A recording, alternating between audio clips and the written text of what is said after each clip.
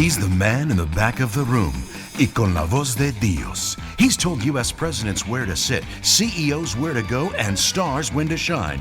But as he likes to point out, who cares? I care. It's true, she cares. And so does he. He's entertainment and production agency owner and meeting and event master, Anthony Bollotta. She's his Agent 99, and you're about to be Bollotta-FIDE.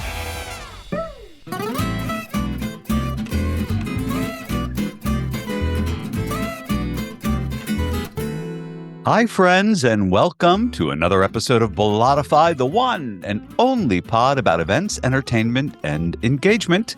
I'm Anthony Bollotta, and I'm here as I am every week with the always delicious, always optimistic Alexia Cristina Apostolides.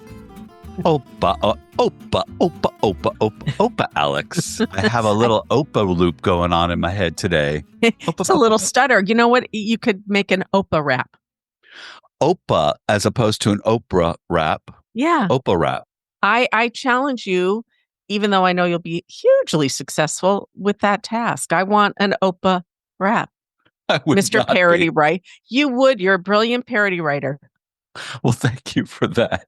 But I wouldn't even know where to begin. I really wouldn't even know where to begin. I know. That's the fun of it. Except maybe that it rhymes with Nopa. And the Copa, where we used to dance. Right. Right? Yes. I like to dance. My goodness. Do you like to dance? I love to dance. You've seen me out on the floor. I have. Shaking your groove thing. Shaking my booty. My Greek booty. Mm-hmm. Okay, before we get started, if you're a new listener, please take this time to like and subscribe. Go ahead. We'll give you a sec. Why, thank you! It's a great day today. You know why? Why? No earthquakes. Oh, my goodness. The earth ain't shaking. It ain't shaking. Well, I have to be honest with you. So we had an earthquake in the San Diego region yesterday, and I think simultaneously hundreds of thousands of us got a notification on our cell phones telling us of the earthquake. I wasn't even feeling it when it was happening. You are lucky. I was on the phone with a client, and on one hand, you'll be proud of me because I did not hang up on that call. Bye. On the other hand, I was a little less than eloquent. I stood up, and as we were discussing the logistics for an upcoming event, oh my God, we're having an earthquake. It's pretty strong because I live in a 3-story condo, and it was a swaying and a shaking, and it was a big boom, and it was loud, and it was long. And if you're in a crisis, I'm your girl. Unless it's an earthquake. I am not your girl. And they were very cute. Alex, get off the phone. Get out of the building. I'm like, no, not yet. Wait a minute. And then the alarm started going off. I'm like, hold on. We're going to finish this call. And we did. I'm so glad. I'm so glad that you made it through, and that your townhouse is doing okay, right? No damage. Yeah. In fact, nothing other than a few things in my office fell, but nothing broke, no damage whatsoever. Wow. Well, it was odd because I was at the Y when it happened, and none of us felt it at the Y in Claremont Mesa. That Y up on Overland. The Toby Wells Y.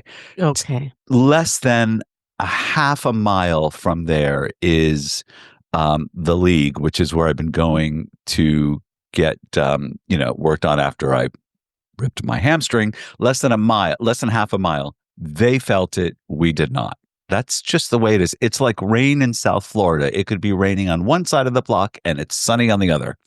Yeah. Crazy. It's very crazy. Well, 2 times in my life I've come close to fainting. When I was 14 and there was an earthquake and I ran downstairs and my knees buckled.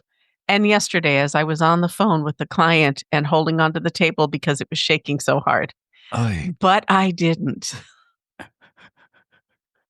I want credit, even though my cat, who is afraid of everything, looked at me like, why are you freaking out? It's just kind of a roller coaster ride. Usually the pets are the first to know, too. No, nothing, huh? I actually think she was keeping me calm. I want to choose to think that she was sensing her mom's mini freak out because I was alone in a 3-story building and she was keeping me calm. Wow. Yeah. Wow. No aftershocks, by the way. I've felt 0 aftershocks as well. A couple of people did. I didn't because I was at the office after that, but I know Sandra did. A couple of people did. Did you see what the elephants did? I did. God, we humans could learn from them. Yes, they were protecting their young. They encircled themselves, right? They got in a circle to protect their young. Meanwhile, Alex is going crazy. Where was your young at the time? All right. So, Not just kidding with you. No. By the end of the day, I texted my good friend, our good friend Sharon, said, "You're the only human that checked up on me." And then I said, "No, wait, my classmate, because I'm taking a course in Alaska, asked if I felt it." So when my young was at the house last night, she came over and I said that to her. She looked at me. I said, "I'm terrified. Your mother is terrified of earthquakes." And bless her heart, she got this kind of very horrified look on her face. She goes, "Mama, I'm so sorry. I didn't know." Oh, no, you do. Oh, so you better be here the next time. I did check in on her. Mommy brownie points. Yeah. I checked in on her. Yeah, that's the thing about earthquakes. You get no warning, though. You're going to be where you are when it happens. And God bless, that's just the way it is. That's why tornadoes and hurricanes are more my thing. Okay. I don't know. I'm trying to get around the whole tornado thing. I've never been a tornado fan. And I don't know anybody really is except the tornado chasers. But those to me seem a lot more dangerous and unpredictable because earthquakes usually just come and go where tornadoes can, settle and hang and tear up the countryside as it, moves through. I have experienced one of them in my life. But our very own Miss Bianca, her sister likes tornadoes. Oh. I learned this yesterday. She's a bit of a storm chaser, or that's what she wanted to be. She's not, but she wanted to be.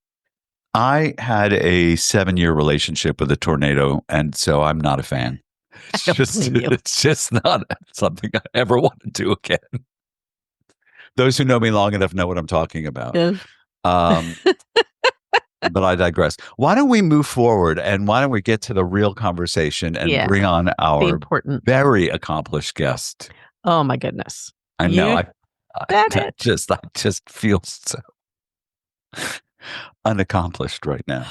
Oh no! It's just it's terrible in a good way because you want your guests to be more accomplished than you. That's why we have them on. She is a star. I'm going to say that. Yes. And like you said, she is quite accomplished. She's amazingly accomplished. She's an award-winning national coach, author, speaker, mentor, and marketing specialist. She holds a master's degree in professional tennis management from SDSU and is a writer for the Chicago Tribune, LA Times, LA Daily News, and the San Diego Union Tribune. On top of all that, she is the author of Proud Parents' Guide to Raising Athletic, Balanced, and Coordinated Kids. As a tennis player, coach, and writer, she has received numerous honors and awards.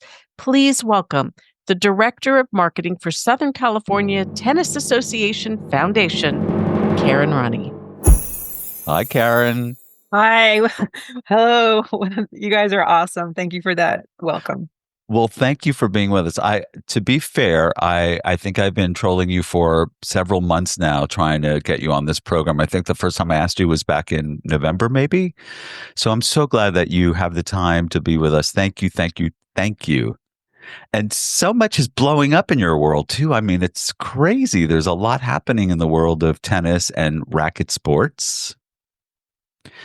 And do you want to start? You want to start there? What's going on? Sure. What's the craze? I feel like you kind of nailed it right there. It's not just tennis. It's racket sports. Paddle and pickleball have picked up tremendously, and I don't see it stopping.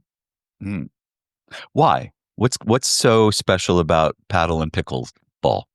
I think people have found a sport that accommodates their abilities. Mhm.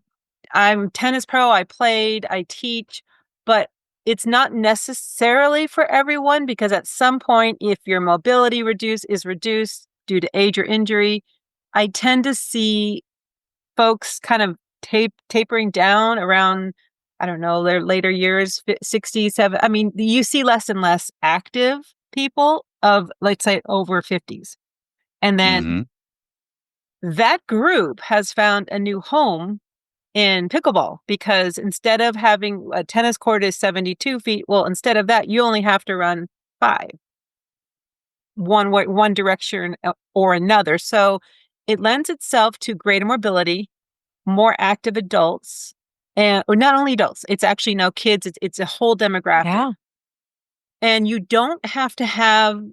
I'm a tennis is my sport, but I can honestly acknowledge if you can play ping pong, you can play pickleball.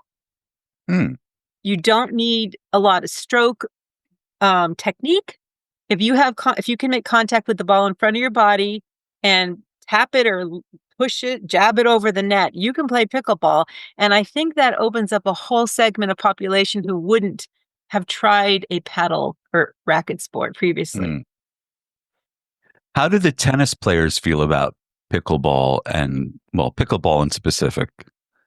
So there are mixed feelings, and I think there's growing acceptance towards pickleball, and I can consider myself in that category.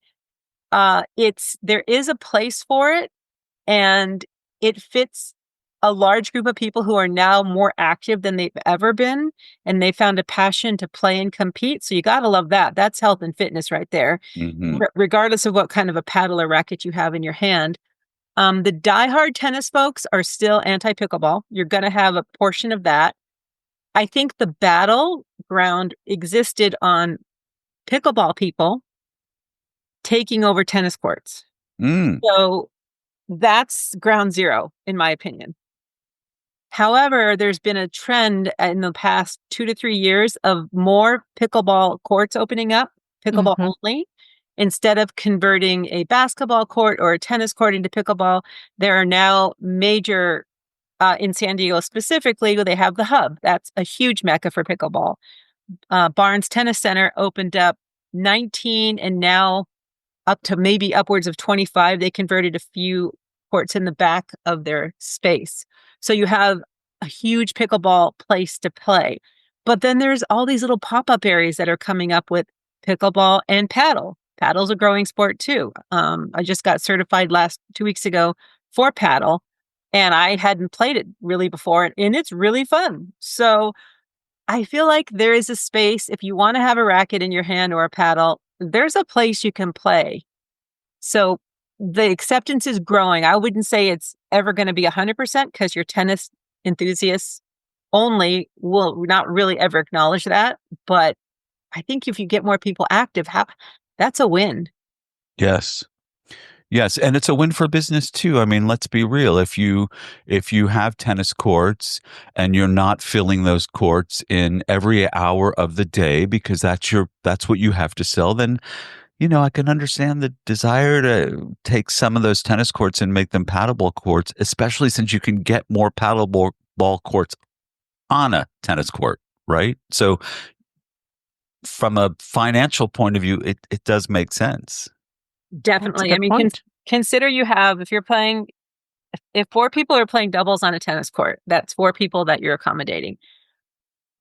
I'm not a fan of converting a full tennis court over. I like the duality of play, but if you can put 4 pickleball courts on one tennis court, so Mhm. 16 people can play instead of 4.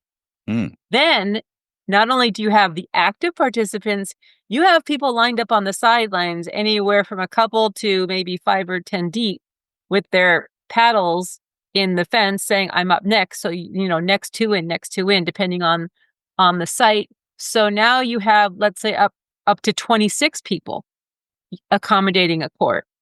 So from a business standpoint, any racket facility that's not accommodating pickleball, you're kind of losing money. Oh, yeah. So I'm close to one, and we've discussed the one that I'm close to in Morley Field, and there has been no conversion there, and they have, I want to say, 20 some odd courts there. It's a pretty large facility. Balboa Tennis Club? Yes.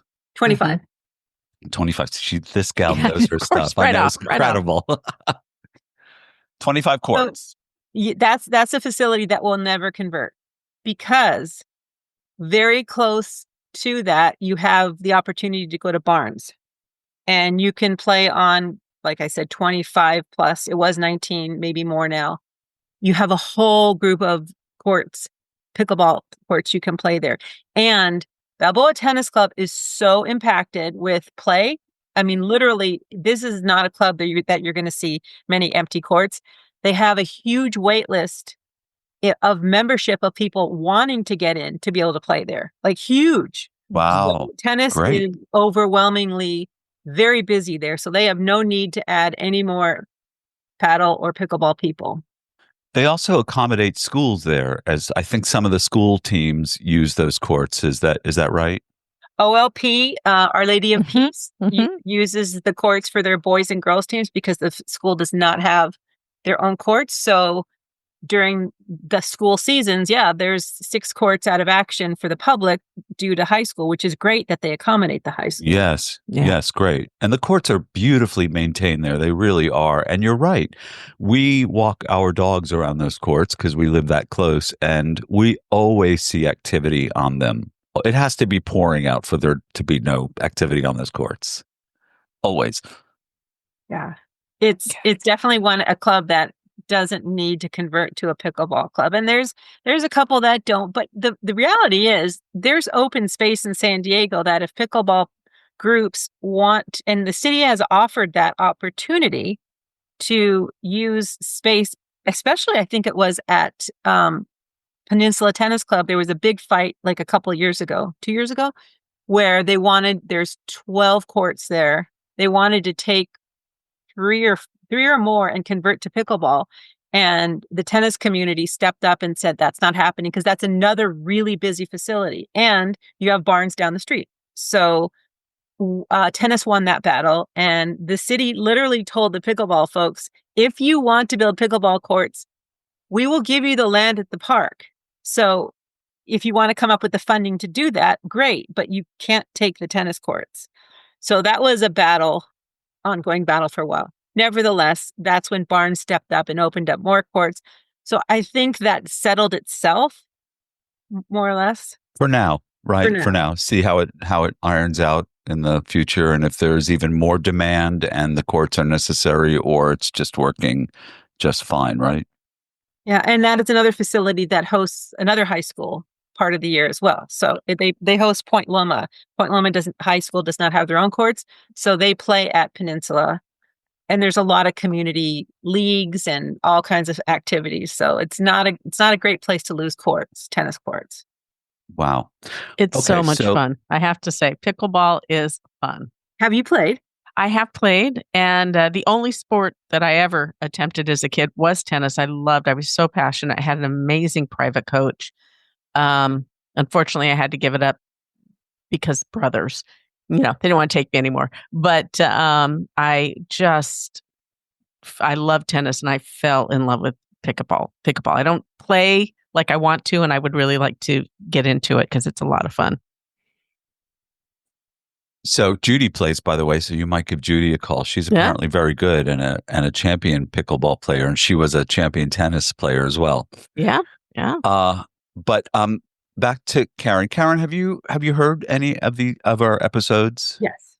So are you familiar with 10 quick questions? 10 quick questions. 10 quick questions? A little bit, yes. Okay. So do you mind if we play that just to get to know you even better than all my questions will result in? So then you have 2 minutes. Alex keeps the time to give us the first thing that comes to your mind when I ask you these questions. Are you ready to play? Sure, let's go. I love it. See, this is a gal who's never afraid to play. I love it. Okay. Number 1, what color do you wear when you want to feel powerful? Purple. Purple, the color of royalty. Karen, what emoji do you use most? Heart. The heart. Charisma, uniqueness, nerve, or talent? Which has served you most in your career? Nerve. How many ice cream flavors have you got the nerve to put in one cone? 3. I love it. And what's your go-to expletive?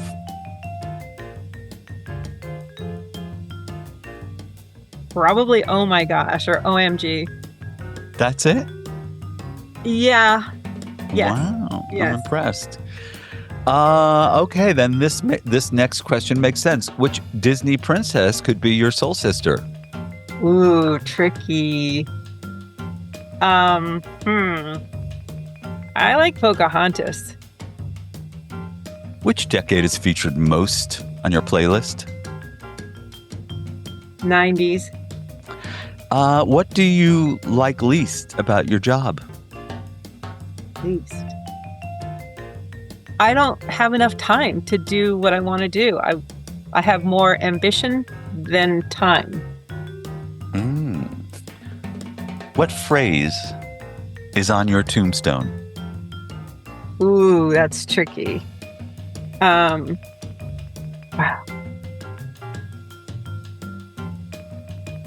Let me think about that for a second here.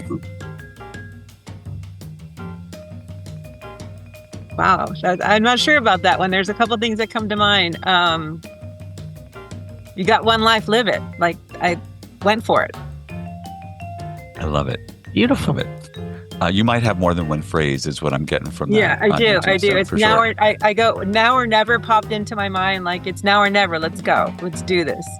Okay, it's now or never. Let's go. Let's do this. Yeah. Okay, and that is actually 9 quick questions.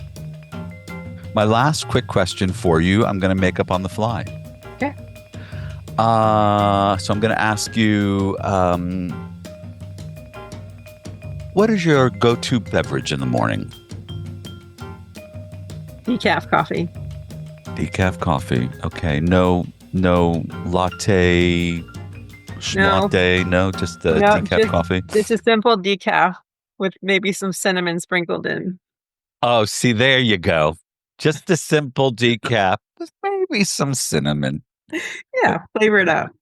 Good for you. Well, thank you for playing 10 quick questions. Absolutely. I don't know how quick we were, but it was fun nonetheless. Still fun. That was pretty quick. That was almost record breaking, I think. Really? Yeah, it was pretty quick, I think. Okay. You always keep the time. We're just guessing, so it's all on you. So Karen, most of the people that have gone through the master's program at SDSU, and I'm saying most, but not all, but most of us come from a hotel background or a meeting planning background. You come from a sporting background. Mm-hmm. So how did you make your way into that? And what's your career? Why did that help you? What did that do for you, getting that master's degree in hospitality? Great question. So the SDSU, the hospitality and tourism, branched out and opened up a avenue called Professional Tennis Management, PTM. They partnered with, and this is acronym city, so I'm going to say it first, the United States Tennis Association, USTA. In this partnership, there were, prior to San Diego State opening up this avenue, there were probably 4 or 5 other schools that were doing undergrad PTMs. And then there was one other school in New Mexico, I believe, that was doing a graduate program. So the SDSU is the second school to come up and open up a PTM master's program.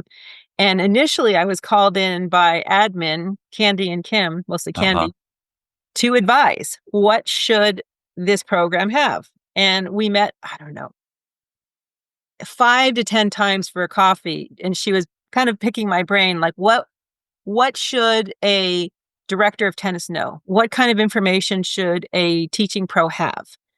And after fleshing all of this out, I went to a lot of the SDSU meet and greets for prospective students and met with the whole staff. And finally, after about 10 of these meetings, the program emerged in a takeoff of the leadership component, which is pretty much what the hospitality and tourism branch is all about. Whether you're in restaurant, whether you're in hotel, it's about leadership. So that concept was then applied to the tennis industry as a professional tennis manager of sorts. So as this was created, it just occurred to me one day, if I'm helping to create this program, why am I not doing it?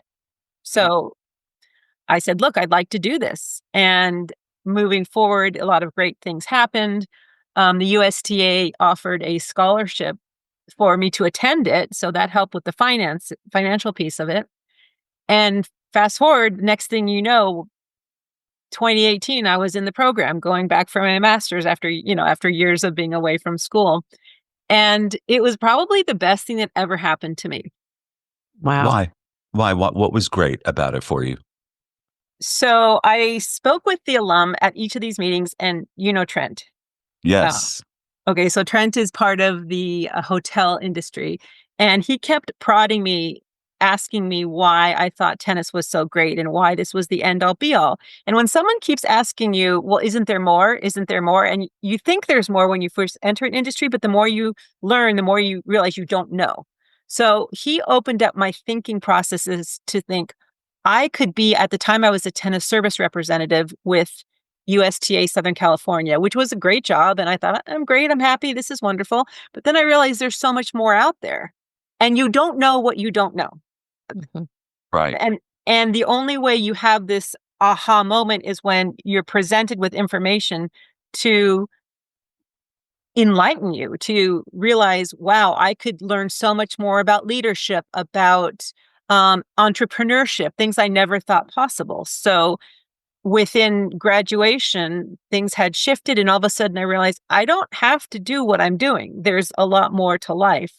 So I was blessed with COVID was a silver lining, because at that time, my phase of tennis was shut down as a tennis service rep. Our positions were eliminated in COVID, which opened up the door to anything. And after realizing anything was possible through the master's program, going through accounting, going through marketing, going through sales, all of the aspects of business, I realized I could do my degree is actually, my undergrad is in journalism because I was a sports writer, and then public relations. So I thought I could do marketing. I ended up being the director of marketing at the Southern California Tennis Association Foundation, which is the nonprofit branch of USTA.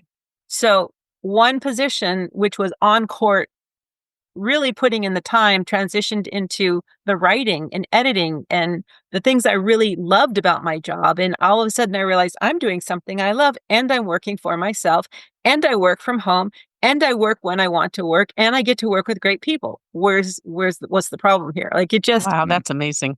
so from being, and I mean this respectfully, captive, working for someone else on someone else's time frame with a ceiling of what you can make, versus I can live my life and do my job anywhere in the world, which I have. As long as I've got my laptop, I can work. And my phone, I mean, social media, it's everywhere, right? Mhm. So without the master, getting back to why, without the master's degree, I would have never thought this possible. It would have never entered my realm of thinking. And the one thing that Trent said to me was, when I asked him why he did it, and he said, it taught me to think differently. And I realized in retrospect, after I finished and moved into a different area, it's like, I think differently, 100%. I am not close to the person I was before I started. Mm. And I think that education is irreplaceable. It's eye-opening, isn't it? It is eye-opening. Really eye-opening. You learn about possibilities and you say, yes, I can do this. Mm. Why not me? Why not me? I love it. Maybe I'm pigeonholing this, but I think when most of us think about tennis players, young people pursuing tennis, we think, well, you're either going to become a pro or you're not going to become anything. But that isn't true, is it? There are careers in tennis. Obviously, you're a prime example of that I think most of us don't realize are out there, right? You don't know what you don't know. Could you tell us a little bit about what kind of opportunities exist for tennis enthusiasts who would love a career in the tennis world and don't necessarily need it to be playing? Absolutely. With a tennis background, if you're passionate about it, you do need some certifications and credentials, so to speak. So there are organizations that provide those. The PTR, Professional Tennis Registry, and RSPA, again, I'm sorry, acronym CITY. It's another coaching organization. You can get certified even as a recreational instructor. You don't have to be the best player in the world. In fact, it's preferred that you're not, because the best players in the world sometimes make the worst coaches. So you can get certified to a certain level. You can work at a club. You can be a teaching pro on court. You can be a director of tennis. You can work in the entertainment piece of it. You can work at a country club and be the director of tennis activities. Like, there's so many avenues where the sport is being held. You can work in a park and rec situation and be a manager or director in sports overall, having a focus on tennis. There's a lot of applications if you just ask questions. Where is tennis played? And you could say the same for pickleball, I'm sure, in any particular sport. But you having a certification or a passion for it, you start to follow your passion, and then you become a certified teacher, and then you can be a director of tennis. Then you can manage a club. You can own a club. You can buy a club. You can build your own pickleball facility if pickleball is what you want. People are doing it in warehouses and converting warehouses into indoor pickleball facilities. So it's really, just follow your passion. If this is something you want to do, you can do it in a variety of ways. It's not limited to either you are a playing professional, and if you're not good enough, which most of the world isn't, then you become a teaching professional. Well, you don't have to stop there. Is it, I'm again conjecturing here, is based on what I've seen in terms of tennis personalities. It's a sport. You spend a lot of time on the court. Obviously, you spend a lot of time in your own head, right? Because unless you're playing doubles, you're playing against somebody. It's a solitary sport. It can be. So what I found is that those people tend to be really focused on themselves a great deal. How do you take that and turn it into a manager or somebody who's leading people? Am I asking for too much? No, actually that's a partial observation. Yes, you need to have that internal focus to be great at anything. Like, you guys are great at what you do. And part of it is knowing who you are and what you need to bring to the table, which is important, right? You know your brand, you know the type of flavor you want the podcast to go, but you also have a gift of dealing with people and talking to people and promoting conversation and enriching lives and finding interesting facts about people. If you're in any kind of a hospitality environment, that's what you do. So you take that idea of hospitality into a sports focus.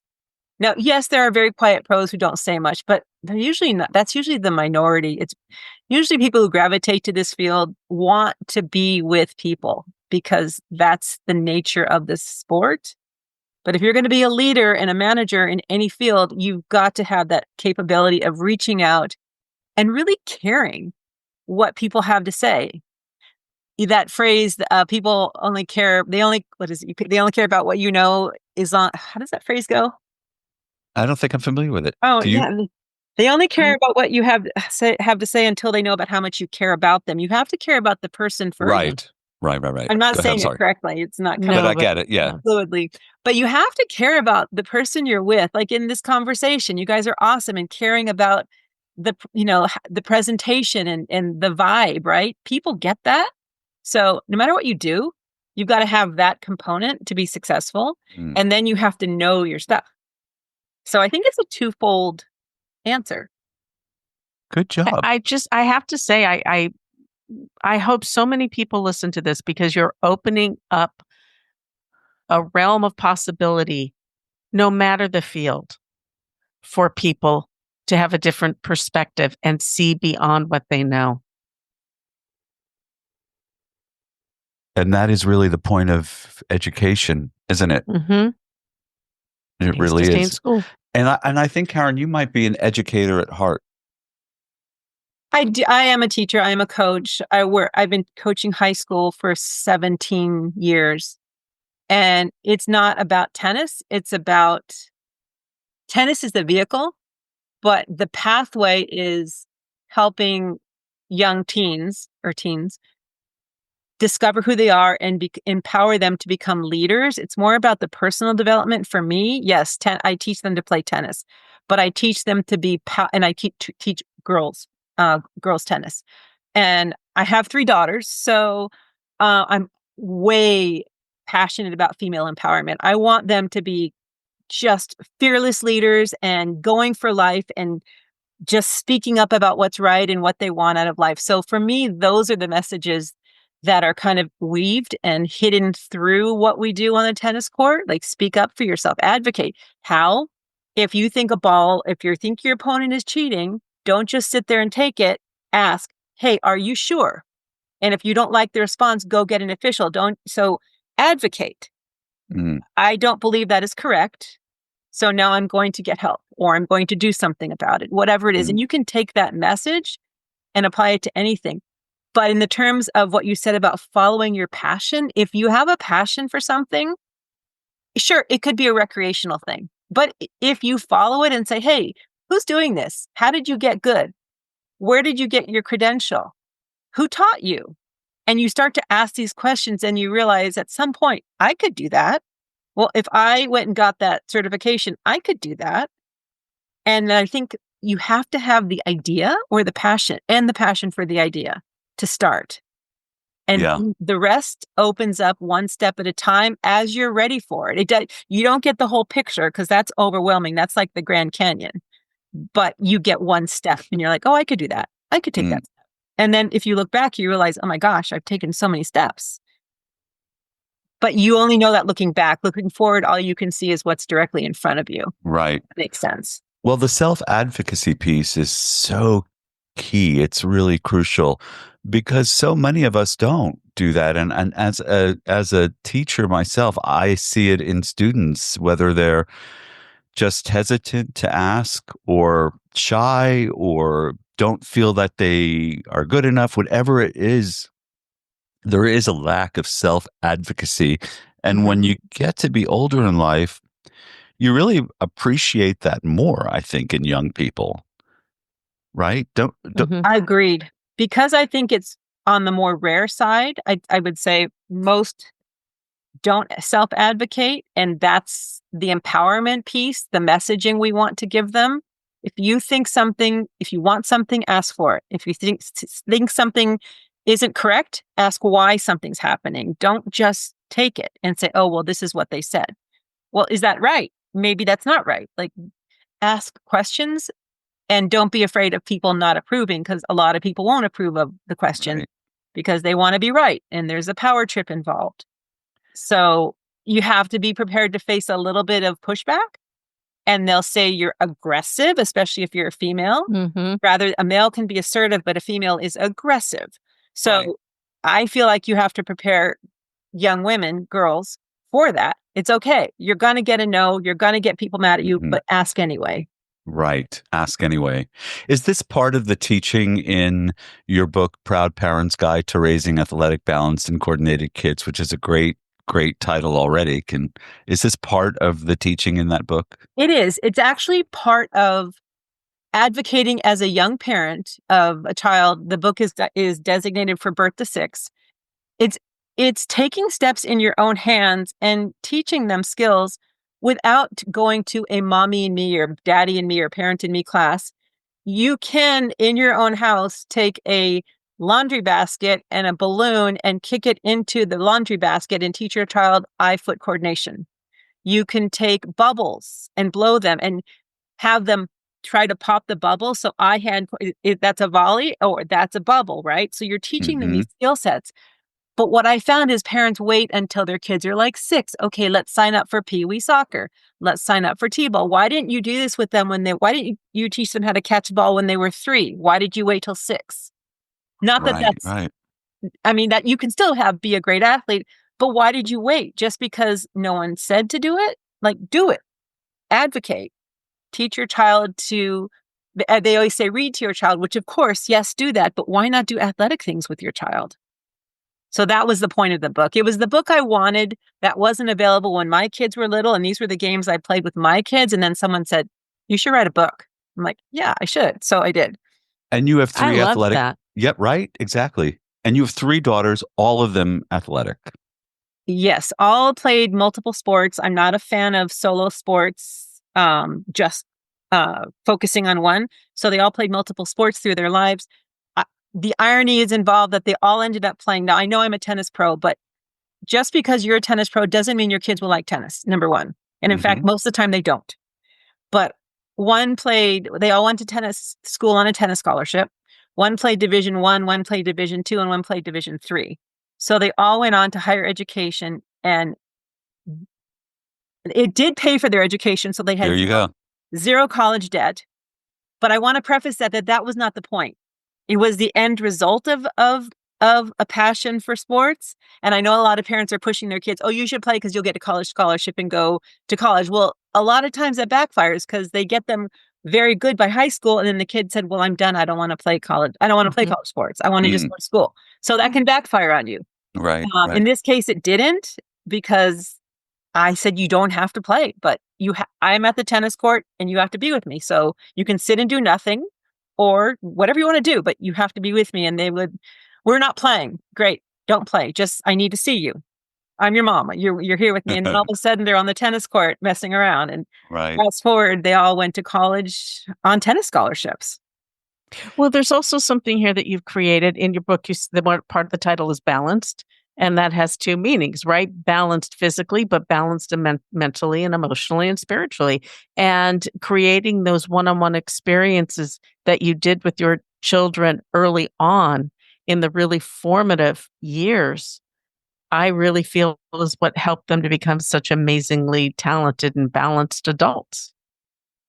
I think we underestimate the value of, the importance of neurological development when they think, oh, they're just babies, but there's a lot happening in their brains. The more input, the better their brains. It's like it's like a road. It's a city. The more roads you pave, the bigger your city. So the more input they have with activities and colors and schemes and games, the better neural network or the better roads they build in their brains. So now they're ready to read. Now they're ready to play music, or now they're ready to have some sort of sport activity, and they can catch a ball. They can kick a ball. They can skip. And you think, oh, well, if my kid can do that, they're just athletic. And if they can't, they're not athletic. There's like this great divide, but that's not true. It's how early did you expose them to these activities? And the amount of options that they have growing up because of that, right? Their world is, as you just said, it's much larger. There's more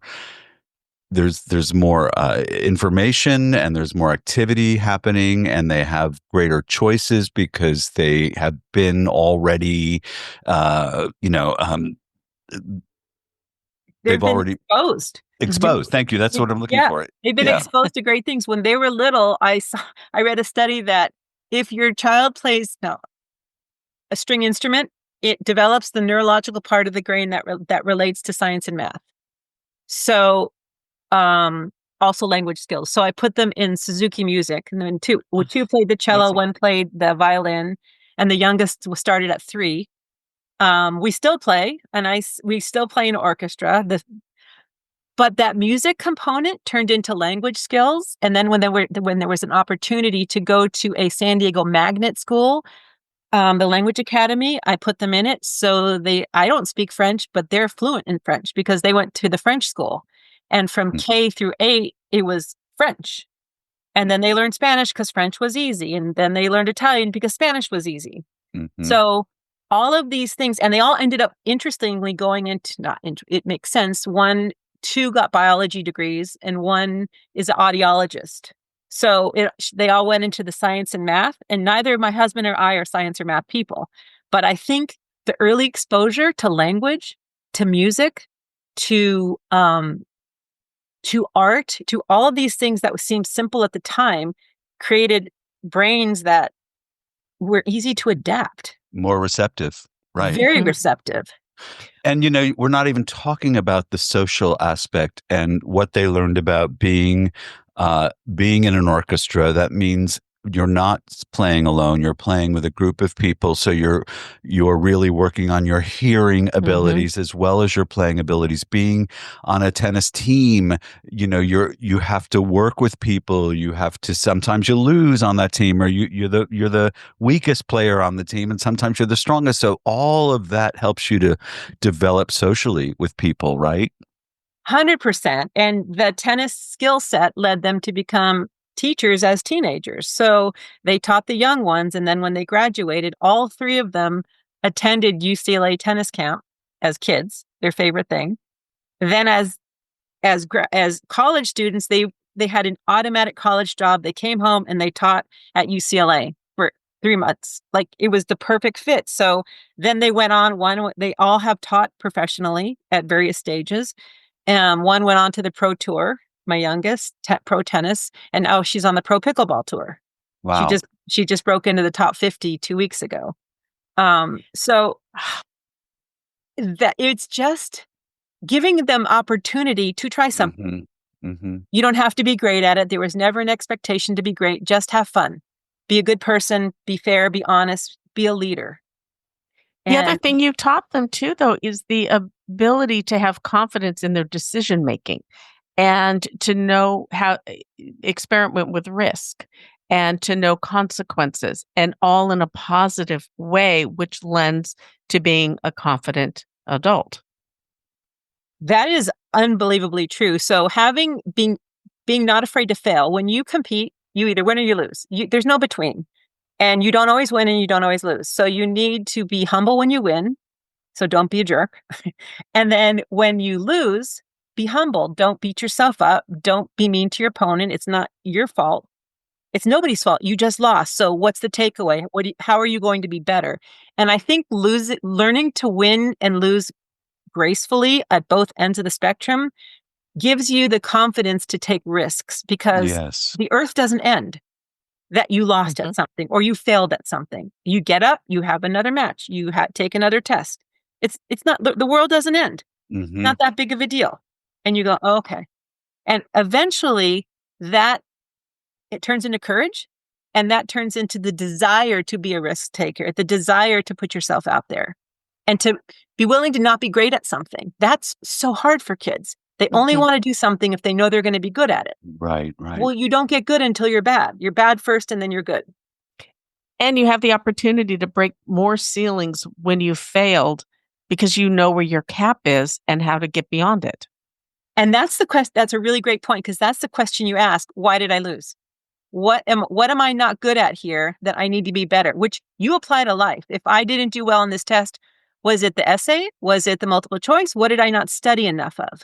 So you start to assess in terms of, how do I get better? Not, oh my God, I sucked. And that's a mindset. Yes, it's a mindset. Right. And some of us we become debilitated when we lose. See, it's almost like a self-fulfilling prophecy. You start to think of yourself as a loser, and then when you lose, it's just more evidence that you're a loser, rather than understanding that it's just part of the game. It's just part of life, and we can't win all the time. You know what? It's interesting because in the curriculum, we learn about failure in specifically product innovation, and the speed to failure, right? You want to fail as many times as you can so that ultimately you're successful. And That's not how we live our lives, most of us. We see No. failure as a bad thing, right? It's a scourge on our lives when we fail.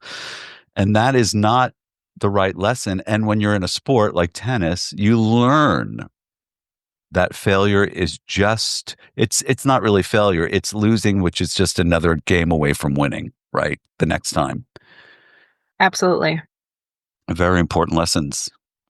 Yeah, I think the fact that I heard a statistic that Roger Federer, who is conceivably one of the greatest in the world, he said he lost as many points as he won. I think it was like he may have lost 52% of the points he ever played, and he was the number one player in the world.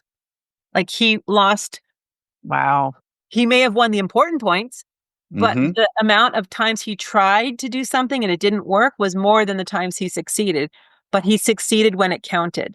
And that statistic is pretty important because we can fail at a few things here and there, or maybe just not take that word and say maybe just not to succeed to our expectations. And then we see, oh, that's a failure. But if you tried and you got a little bit of a positive out of it, and then, okay, I can tweak it and do this next time. That's not really a fail. That's a challenge you faced. And now how are you going to prepare for the next challenge based on that challenge? Again, it's a mindset. I think there was another thing that said the first 8 seconds after you lose a point on a tennis court, first maybe 9 seconds, are the most critical because the thoughts that go on in your mind in those first 9 seconds are the ones that will dictate what happens in the next. So if, let's say you don't succeed at something, you lose a point. If you go into, oh my God, I'm down by this score and I have to do that. And like, if that's your mindset, then you will lose. If You're your defeated mindset already. is, Yeah. I got this, let's go, be on my toes. Like if you have a different inner dialogue that happens within the first 9 seconds of a perceived failure, you will be successful. That's good take home advice. Mm-hmm. Very good take home advice. And I assume that takes practice, right? It 100% does. And you do it by personal affirmations. So this is how I coach my kids through high pressure situations. You find something that works for you. I'm the kind of person who succeeds under pressure. I love pressure. So let's say you're scared to death. The match is on the line. You're in a tiebreaker. If you win, the whole team wins. If you lose, there's a lot on your shoulders. And if what you say to yourself is, I love pressure. I thrive under pressure. I've got this. This is mine. I'm doing this. If that's what you say to yourself, then you're going to go out there and win the point. If you go out there and say, oh my God, I don't even know and you just like kind of mentally stuttering, you will lose. So so what I tell students is to create affirmations that really resonate. Mine is, I've got this. I love pressure. I succeed under pressure. I immediately say that to myself. And then it calms your nerves and it sets your belief that I am the kind of person who succeeds under pressure. And then you go and you do it. Because you can't think two thoughts at the same time. There's no room for two thoughts. You either think one or you think the other. Mm-hmm. It's like a coin. You think one thing on one side of the coin, you think something else on the other. So which side of the coin are you going to allow to be right side up? You can control that. You've created this beautiful atmosphere. And I've always personally believed this to be the way to coach and teach is through coaching, teaching through positivity and love and acceptance rather than fear. I understand there's a time and a place for saying, buck up. I get it.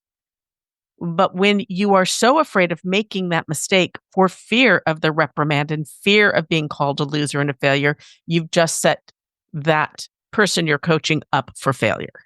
Correct. Right.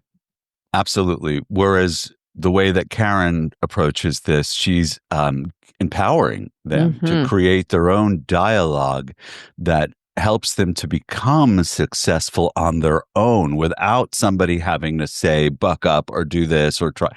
It's really all about that, right? Creating your own self dialogue. And we were talking about acclamations last week with Leslie and wondered if she uses them. And so it's nice to hear that you do. You absolutely, obviously believe in them. What other ones do you use? To stay in the moment. So mindfulness is a very oftenly used term, but really it's about staying right here, right now. This moment, this second. You can't control tomorrow. You can't control even 5 seconds from now, but I can control today. So I work with breath. So the thing I say is right here, right now. That's my thing. Right here, right now. Just this, right here, right now. But words sometimes don't do 100% of the trick. You have to focus on your breath. Your breath is something you always have with you. Otherwise, we wouldn't be here. Mm-hmm. So when you get to the point where your nerves or your mindset is taking over and hijacking you, you just focus on your inhale. And so you literally say, breathe in and out. And again, you can only think of one thing at a time. So if you're focusing on your body and your breath, if you 3 deep inhales, 3 breaths, clear the stress. So the strategy is turn away from the area of stress. If it's your opponent or you're about when I teach yoga, and before I go teach, I go to a quiet space. Sometimes it's just the restroom, and take some deep breaths, clear it, and say, I've got this right here. Let's go. And those breaths alleviate anxiety and stress and pressure. And it's something you always have. So your breath is number 1. Your affirmations quickly follow, and then go. And that stays you in the now. And if you're staying in the now, you will always do your best. When you get out of the now, that's when other things happen that may not be your best. So mindfulness and breath are the key to dealing with uncertainty, stress, anxiety, fear, all of it. And it happens everywhere you go in life. Everywhere. Anything you're facing, you will face some of those emotions. And how do you deal with it? Focus on your breath. What do you say to somebody who says, I can't change my mind. It is what it is? I would say, oh, you're right. It is. Mm-hmm. Now let's talk about another way of thinking. What if? I like what if, because what ifs open possibilities. So what if we did this? Because you're not saying you have to, and I'm not telling you what to do. But what if you just said to yourself, I've got this, and took one breath? What if? Can you try that? And I asked them to try and see if it works. And gradually, they will only believe it when they experience it. Words don't work. They've got to experience it. So what if we did this? You're willing to give it a shot? Okay, no pressure. You don't like it, don't do it again. That's how I would approach such a closed mindset. So just what if this could happen? Where would you be? What if? Have you ever had any pushback for your technique and style? Yes. And those folks usually don't stay in my realm very long. I love it. I love it. I don't weed them out. They weed themselves out. We don't agree on I call it, I haven't ever fired a student, but if we don't agree, I respectfully say, let's not do this. Let's just be friends outside of tennis, and you find what works for you. My style isn't working for you. And they're like, yeah, it's not. And then they go on. And usually if there was a big gap, they never come back. And I'm really happy because I don't need that in my life. Mm-hmm.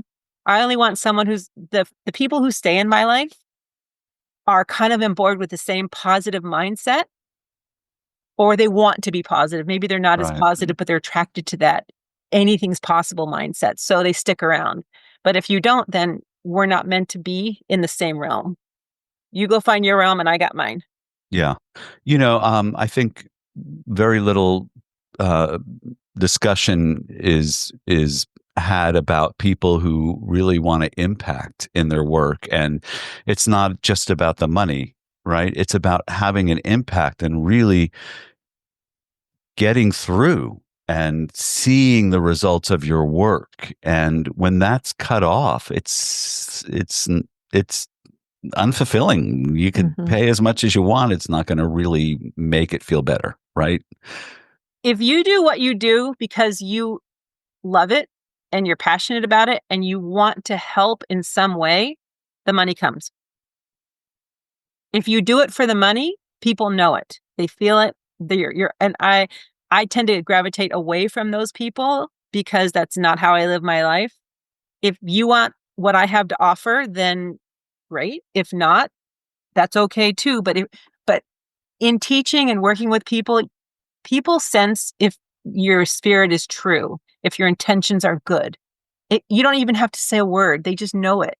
And if they know it and they believe in what you're saying, then you will make the money that you're asking for because you deserve it. You're improving the quality of life. You're motivating someone. You're inspiring them. So you can't, you do want financial compensation for sure. You're not doing, I mean, you can volunteer too. That's always possible. And that's a good thing to do, but you need to make a living, right? But I know they always say that, do what you love and it will all work out. People are happy to compensate you for what you have to offer. It's kind of a weird thing. You have to think about it differently. You don't go into anything just for the money. If you don't love it, it's not going to be a good thing. No, you spend so much time in it, more time than you, even if you do love it, than you really want sometimes.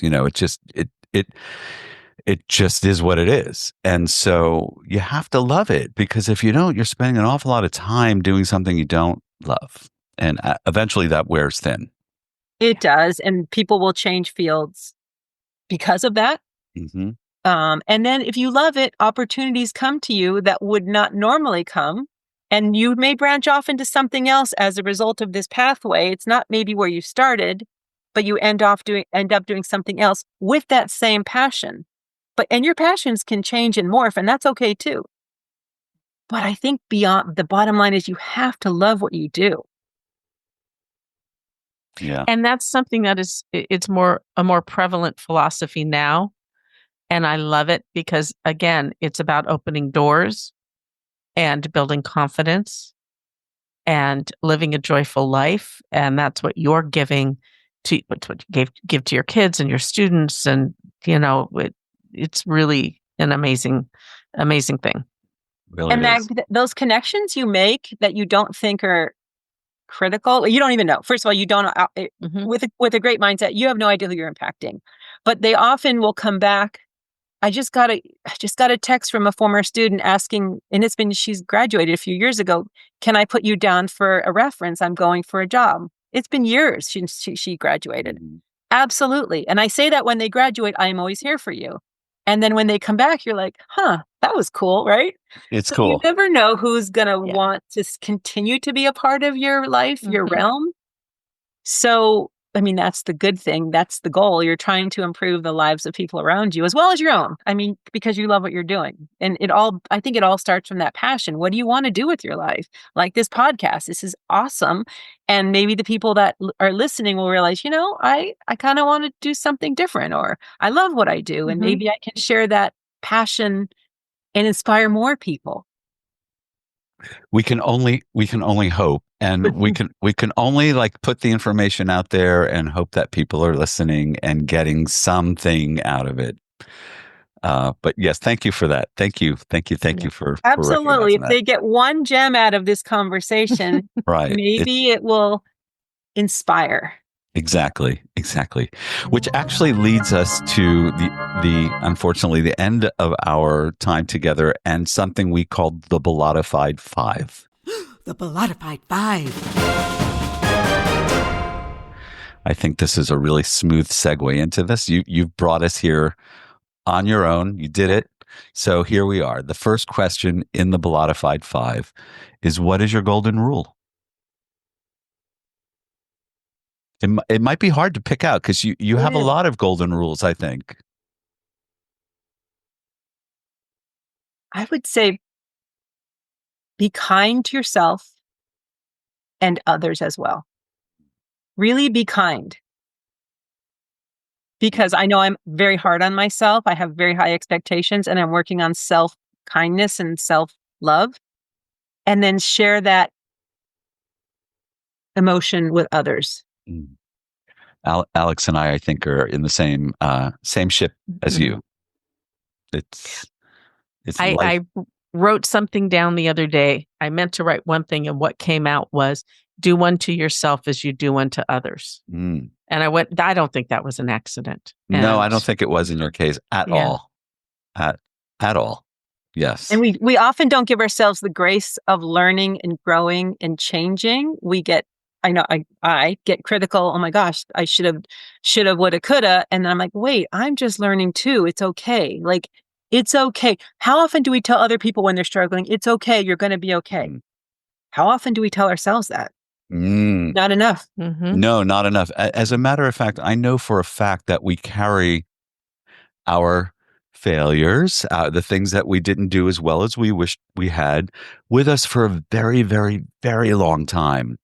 They seep in when you least expect it. So it's a really good point to practice self-care and self-love and forgiveness and grace. Really good lesson. And it also speaks into your philosophy of being in the now. It's easier to do that when you're in the presence of now. Because the past didn't happen. It happened, but it's not in your mindset. The future hasn't happened, but right now we're having this amazing conversation, and it's all great, right? There's no regrets. It's all good. Exactly. Yeah. So what is one daily habit you have that you strongly believe contributes to your success? That's a great question. I love that question. One daily habit that I've recently incorporated is, and I've read, it is, I've a routine of, I get up, I listen to I use Calm, the app. I do too. Love Calm. And I do a morning meditation, sometimes two, and then I journal about it. And I have a yoga mat in front of my desk, and I stretch after. It's usually meditate, stretch, journal, and then I have an elliptical, which is I'm trying to get myself into doing. I'm growing it one song at a time. So I have this morning meditation of creating a morning mindset of positivity. And I love that Calm always gives me a new suggestion of what I can do or think about. So that's a morning tradition that when I do it, I'm on track, and I'm in the now, and I'm mindful. Beautiful. And you're also pushing yourself. I heard that too. You add a song to your treadmill routine. It's brilliant. That is brilliant. I love, and as I teach you, I said I teach yoga. So yoga and stretching, I love to do that. The elliptical is in our house, and I walk by it every day and go, oh my gosh, I should do that. So it's a guilt reminder just by its visual. So I said, okay, what if I just did one song? So for 2 weeks, I would stand on it and just do one song. And I'm okay, that's easy. Once I get going, I love it. But getting myself there, for some reason, there was a mental block. So I've now upped it to 2 songs and no more.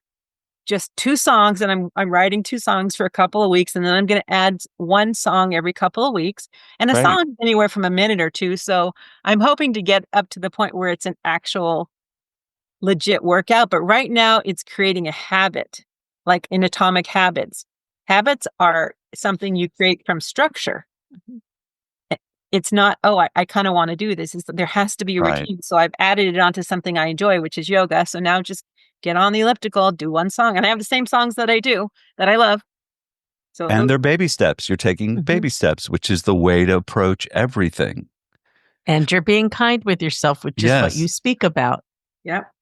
Okay, but I do have a suggestion that your next song should either be Stairway to Heaven or California, Hotel California, or Bye Bye Miss American Pie. I could do American Pie, and those are really long. Yeah, they're all really long. That's why you chose them. I know him. You forgot to add on Bohemian Rhapsody. That's Bohemian Rhapsody, you're right. I forgot that. Okay, that's a good one. Yeah. Yeah, those would be great ones. Add time to my routine. Yay. Karen, when no one is listening, what are you telling yourself? I'm usually saying, you've got this. You do. Come on, let's go. You've got this. Whether it's, I also play the violin a lot. and sometimes I need to practice. I play in a orchestra, youth orchestra, but I also do Irish fiddling with the House of Ireland. Really? Yeah, it's great. It's great. D'Angelo, Alex, whenever we need an Irish group, we know who to call. Do you play at Hooley's? I do. I stalked your Facebook a little bit, but I didn't have time to actually click on it because I got a call. And that's you? Yeah, I've third Thursday. I think it's the third Thursday. They have open jam, and then they have like a tune learning session, like they are before. And here's a fun fact: when I first heard about Hooley's a year ago, I knew 3 fiddle tunes. That was it, because I was an orchestra person. So who does Irish fiddling? But I am Irish, and I love Irish music. So I've been going to the House of Ireland every Sunday most Sundays from 9:30 to noon, and it's tune learning. And when I first got there, I had no idea how to play them. I'm trying to read the music, but they play really fast, and they don't name the tunes. They just start with 3 bars, and everybody knows and plays. So I'm like, so fast forward a year, I went to Hooley's, and I knew 70% of the tunes, and I could play them. And I was like, reflecting back, like, wow, a year ago, I was so overwhelmed. I didn't even bring my violin out of the car. I'm like, no, I'm not good enough for this. I can't do this. So my violin sat in the car, and I watched the jam session. And then a year later, I did it, and I'm like, wow, I really know these songs. So you don't know what you can do until you dig in and try. So that was a thing. And again, baby steps. You didn't push yourself so hard that you gave up. You left your violin. I love it. You left it in the car. You didn't stress yourself out by even bringing it in. No. It's just brilliant. And here you are a year later, and you know 70% of the tunes because, you had the stick-to-itedness and the smarts to not take too big a bite. Please let me know when you're going to be playing there, because number one, I love Irish music. Do you? I do. I'm Greek Sicilian girl. I love Irish music. She's and a my roommate, Hooley from the word go. That's what she is. My roommate is Irish, and we love Hooley. So, and I haven't been in a while. I'd love to come and support you. I will let you know if you're ever at Balboa Park on Sunday afternoons, mornings from 9:30 to 12. You can pop by, and you can just see an incredible array of free Irish music and guitars, violins, banjos, the bodrum, the Irish drum, the Uilleann pipes, accordions. Like, people come and they bring all their instruments, and everybody knows the Irish tunes, and they just play. So fun. Just like take a walk and go see some fun Irish music, House of Ireland. Okay. Right down the block. Right. So what is one change you'd like to see in the world? That's a great question. And I would say it's acceptance with non-judgment. We have so many diverse now more than ever political beliefs, behaviors, affinities, organizations, and the judgment that people give to one another really divides us. So, oh, you're this, but I'm that. I'm this, but you're that. So they find reasons to be separate. If you don't judge and you just accept and listen to someone's perspective, I may not agree with them. I have friends who we absolutely cannot talk politics because then we would not be friends, but we're best friends. And anytime that comes up, I'll say, you know what? You need to stop. We're friends. Yeah, okay. So non-judging people's sexuality, their whatever is going on in their world. You're not in their shoes. They're not in your shoes. We have no right to judge someone's behavior, decisions, as long as they're good, kind people doing the right things, not hurting anyone. It's not hurting you that they're different from you. Why don't you find out how you're the same? Maybe you both have dogs. Maybe you both love the color purple. Maybe you both love old classic movies. Like, there's something you probably have in common with someone. But I feel like today we find so many reasons to be different, to create dissension, rather than we have a lot more in common than we are different. But you need to find it. It just doesn't appear when you meet someone. Like, how are we unique? How are we similar? And great that we're unique, because we wouldn't all want to be the same. So why is that so bad? That's what I don't get. Why is it so bad? we have a different religion. So what? You're a good person. You're kind. Who cares? I have this saying that you just brought to mind with your answer, and that is, if we all wanted the same thing, we'd spend our lives waiting in line for it. It's That's true. right. It's part of the balance of the universe that we're as diverse as we are, and we like different things, and we love different people. It sort of balances everything out. So thank you for that. Thank you very much for agreeing with me. Yeah, I totally agree. Us. Thank you for being like you. Thank you for being like us. Right. It does bring to mind, I'm going to go off course one time, and that is, it does bring to mind the idea of this huge topic that is in the news a lot, is transgender athletes. And so I'd like to ask, what are your thoughts on transgender athletes and competing against one? So I actually had an experience with that last season. There was a boy, a male, who identified as a female, and he played for a school that we played against.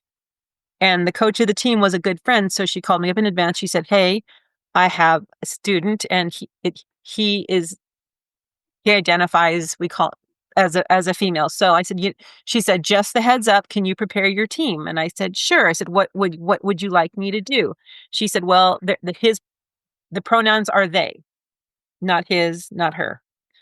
Great. So I reached out to my team beforehand. We're in our huddle. I said, "So there is what appears to be a male who identifies as a female.